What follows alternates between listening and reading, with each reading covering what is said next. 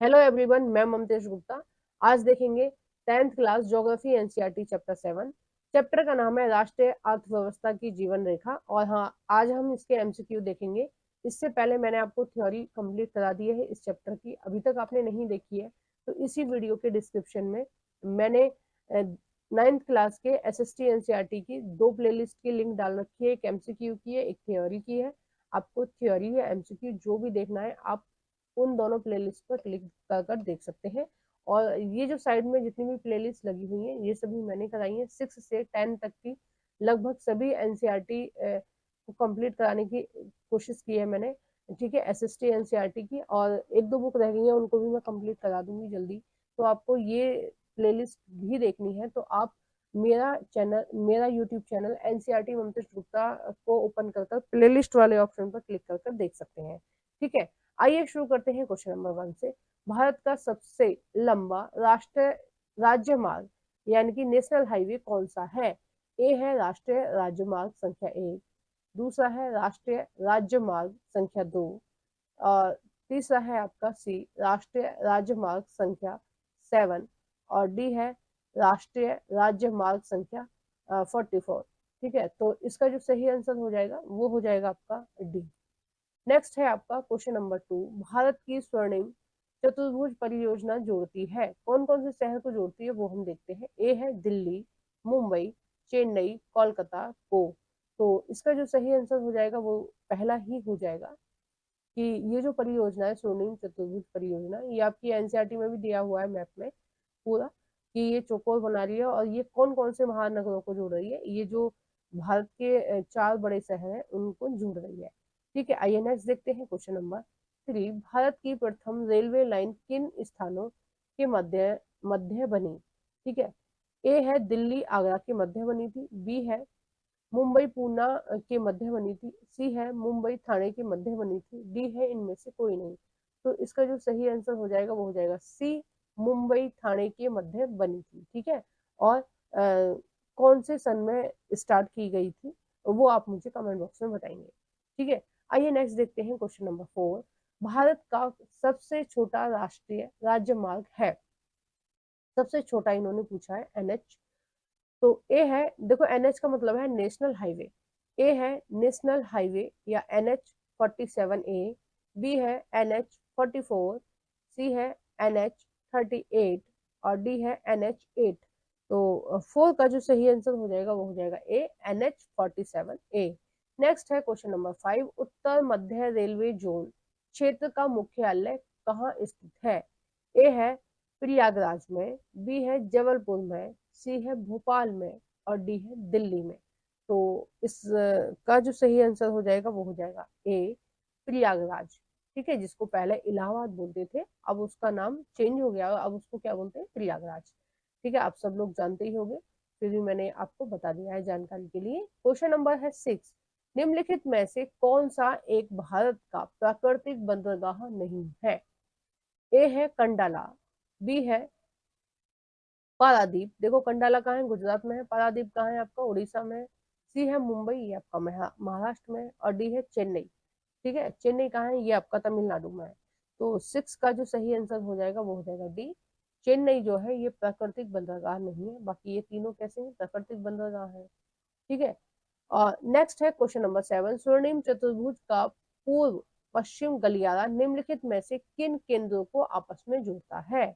ए है सिलचर व पोरबंदर को, बी है गुवाहाटी एवं अहमदाबाद को, सी है कंडाला एवं तिनसुकिया को, और डी है ईटानगर और जामनगर को। तो इसका जो सही आंसर हो जाएगा वो हो जाएगा ए सिलचर को पोरबंदर से। सिलचर कहाँ है, ये आपका असम में है, सॉरी ये आपका अरुणाचल प्रदेश में है, और पोरबंदर आपका गुजरात में है। ठीक है, और ये तो पूर्व और पश्चिम गलियारे की बात होगी। अगर हम उत्तर और दक्षिण गलियारे की बात करें, ठीक है, उत्तर दक्षिण गलियारे की बात करें तो उत्तर में वो कश्मीर को और दक्षिण में कन्याकुमारी से जोड़ता है। ठीक है, उत्तर में कश्मीर को कहाँ से कहाँ तक जोड़ता है, जम्मू कश्मीर को कन्याकुमारी तक जोड़ता है। आइए नेक्स्ट देखते हैं क्वेश्चन नंबर है 8। देश के गांव को बारहमासी सड़कों से जोड़ने के लिए भारत सरकार द्वारा किस योजना का क्रियान्वयन किया जा रहा है? ए है राजीव गांधी सड़क विकास कार्यक्रम, बी है प्रधानमंत्री ग्रामीण सड़क परियोजना, सी है जवाहरलाल नेहरू ग्राम स्वराज योजना और डी है मनरेगा। तो 8 का जो सही आंसर हो जाएगा वो हो जाएगा बी, प्रधानमंत्री सड़क सॉरी प्रधानमंत्री ग्रामीण सड़क परियोजना। नेक्स्ट है आपका क्वेश्चन नंबर 9। सीमांत क्षेत्रों की सड़क के संबंध में निम्नलिखित कथनों पर विचार करें। पहला है सीमांत सड़क संगठन का गठन वर्ष 1965 में किया गया था। और दूसरा है आपका सीमा सड़क संगठन का कार्य उत्तर पूर्व के क्षेत्रों में सामरिक महत्व की सड़कों का विकास करना है। तो 9 का आपका जो सही आंसर होगा वो हो जाएगा बी, यानी केवल दूसरा सही है और पहला गलत है। पहला क्यों गलत है कि इसका गठन 1965 में नहीं हुआ था। ठीक है, कौन से सन में हुआ था वो आप मुझे बताइए। ठीक है, आपकी एनसीईआरटी बुक में लिखा है तो आप मुझे कमेंट बॉक्स में बता सकते हैं। क्वेश्चन नंबर है 10। राष्ट्रीय जलमार्ग और उसके विस्तार के संदर्भ में सूची 1 को सूची 2 से सुमेलित कीजिए। सूची 1 में दे रखे हैं मुख्य जलमार्ग। ठीक है, इसको इंग्लिश में बोलते हैं नेशनल वाटरवेज। ठीक है, और शॉर्ट फॉर्म में इसको NW भी बोलते हैं। तो ये सारी चीजें आपको छोटी छोटी हैं जो आपको ध्यान रखनी पड़ेंगी। एग्जाम में कई बार पूछ लिया जाता है NW1 कहाँ से कहाँ तक है, तो आप ध्यान रखना NW1 का मतलब है नेशनल वाटरवेज। ठीक है, या फिर राष्ट्रीय जलमार्ग संख्या 1। ठीक है, आइए हम देखते हैं। ए है राष्ट्रीय जलमार्ग संख्या 1 कहाँ से कहाँ तक है, ये है आपकी इलाहाबाद से हल्दिया तक और ये आपके गंगा नदी में है। बी है राष्ट्रीय जलमार्ग संख्या 2, ये आपके है सर्दिया से दुबरी तक और ये आपकी ब्रह्मपुत्र नदी में है। सी है राष्ट्रीय जलमार्ग संख्या 3 और ये आपके कोट्टापुरम से कोल्लम तक है और ये आपके केरल में है। नेक्स्ट है डी राष्ट्रीय जलमार्ग संख्या 4, ये कहां से कहां तक है, ये है काकीनाडा से पद्दुचेरी नहर तक और ये कौन सी नदी में है, ये गोदावरी और कृष्णा नदी में बनाया गया है जलमार्ग। ठीक है, तो इसका जो ऑप्शन सही हो जाएगा वो हो जाएगा बी। आइए नेक्स्ट देखते हैं क्वेश्चन नंबर 11। निम्नलिखित में से कौन सा राष्ट्रीय जलमार्ग संख्या 1 है?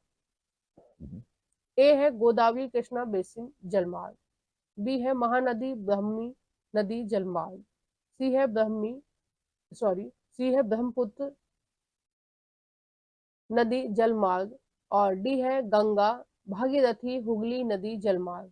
तो इसका जो सही आंसर हो जाएगा वो हो जाएगा डी, गंगा भागीरथी हुगली नदी जलमार्ग। ठीक है, और ये जो जलमार्ग है ये सबसे बड़ा है जलमार्ग। तो इसी के साथ हम इस वीडियो को समाप्त कर रहे हैं। आगे के जितने भी क्वेश्चन हैं, ठीक है, 12 से और 22 तक आगे के हम सारे क्वेश्चन नेक्स्ट वीडियो में कंप्लीट करेंगे। तो अगर अभी तक आपने मेरे चैनल को सब्सक्राइब नहीं किया है तो प्लीज मेरे चैनल को सब्सक्राइब कर लीजिए, वीडियो को जरूर से लाइक कर देना और जो भी फ्रेंड आपके एनसीईआरटी पढ़ना चाहते हैं उन सभी फ्रेंडों को के साथ मेरी इस वीडियो को शेयर कर देना। Thank you for watching everyone.